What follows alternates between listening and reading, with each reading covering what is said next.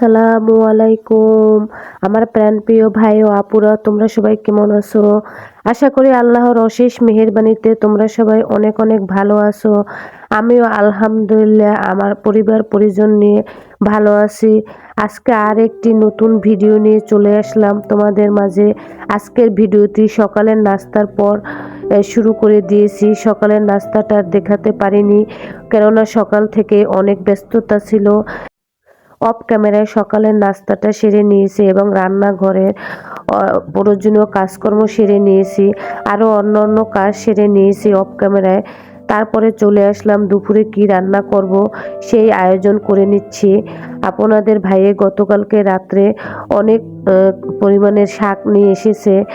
সে লাউয়ের ডগা নিয়ে এসেছিল, তারপরে অনেকগুলি লাল শাক নিয়ে এসেছে। লাউয়ের ডগাগুলো রাত্রে কেটে রেখেছিলাম, আর লাল শাকগুলো আর কেটে রাখতে পারিনি, সেগুলো এখন কেটে নিচ্ছি। আজকে লাউয়ের ডগা রান্না করবে এবং লাল শাক রান্না করব, এর জন্য এখন লাল শাকগুলো বেছে নিচ্ছি। এই লাল শাকগুলো কিন্তু ক্ষেতের লাল শাক, এর জন্য ছোট এবং খুবই ভালো। আরও আগে খেয়ে রান্না করেছিলাম। এই লাল শাকগুলো কিন্তু খেতে অনেক স্বাদ। আজকে লাল শাকগুলো বাছবো আর তোমাদের সাথে আমার বাস্তব জীবনে কিছু অভিজ্ঞতা শেয়ার করব। আশা করি তোমাদের ভালো লাগবে। আমার এই জীবনে যতটুকু সময় পৃথিবীতে আল্লাহ তাআলা আমাকে পাঠিয়েছে আর সময় পার করেছি, এই সময়ের মধ্যে আমি বুঝতে পেরেছি জীবনের প্রত্যেকটি ক্ষেত্রে টাকাটা কতটা প্রয়োজনীয়।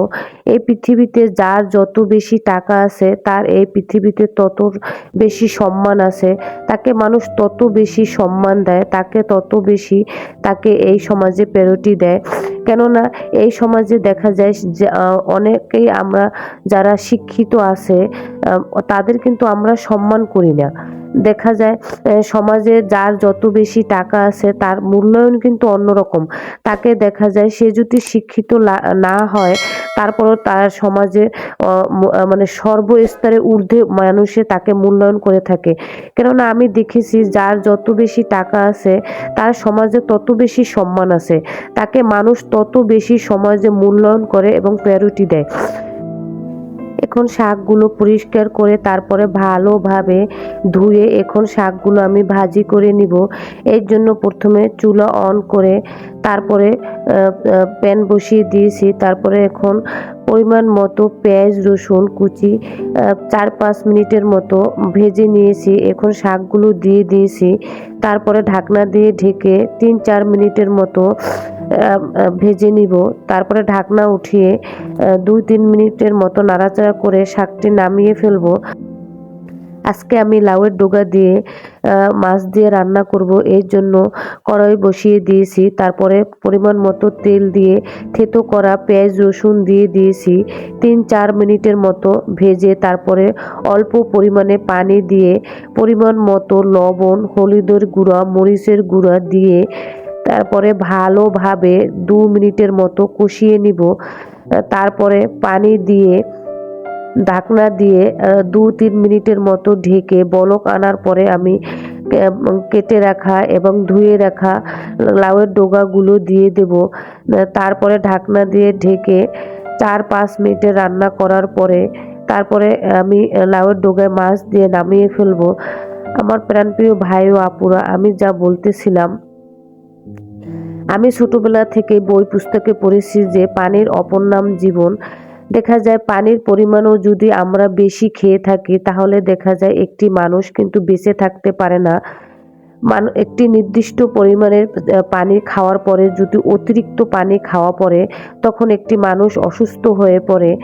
আর টাকার পরিমাণটা দেখা যায় আমাদের যতই হোক না কেন, টাকাটা কিন্তু আমাদের জীবনে কোনো ক্ষতি করে না। এটা আরও উল্টো আমাদের জীবনে সুখ, স্বাচ্ছন্দ্য, ভালোবাসা, মান সম্মান আমাদের জীবনে আরও বেশি করে ডেকে নিয়ে আসে।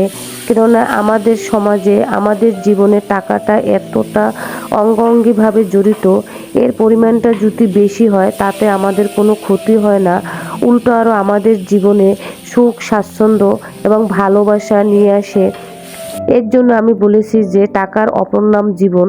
কেননা টাকার পরিমাণটা যদি আমাদের বেশি হয় তাহলে আমাদের সমাজে তারপর আত্মীয় স্বজনের কাছে আমাদের ভালোবাসার পরিমাণটা বেশি হয়।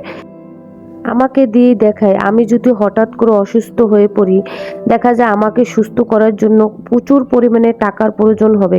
কেননা এখন এই যুগে টাকা না থাকলে তাহলে হাসপাতালে গিয়ে ডাক্তারের বিল, হাসপাতালের বিল এগুলো যদি আমি দিতে না পারি, দেখা যায় তখন আমার জীবন কিন্তু সংকটে পড়ে যাবে।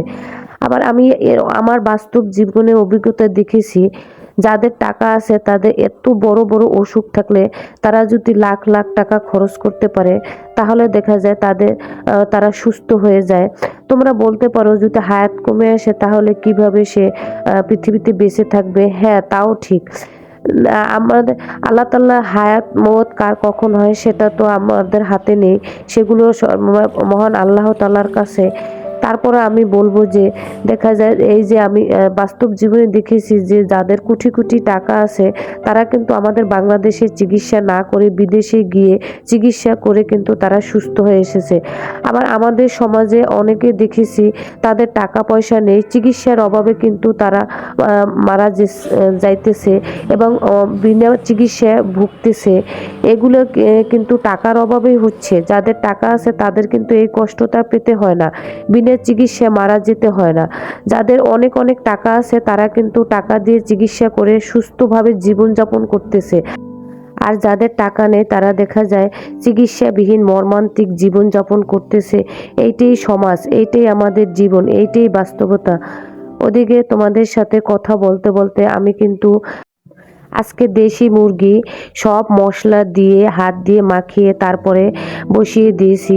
আমার দেশি মুরগির রান্নাটা হয়ে গিয়েছে। আমার প্রাণপ্রিয় ভাই ও আপুরা, তোমরা সবাই পরিবার পরিজন নিয়ে ভালো থেকো, সুস্থ থেকো। আজকে এই পর্যন্তই। আল্লাহ হাফিজ।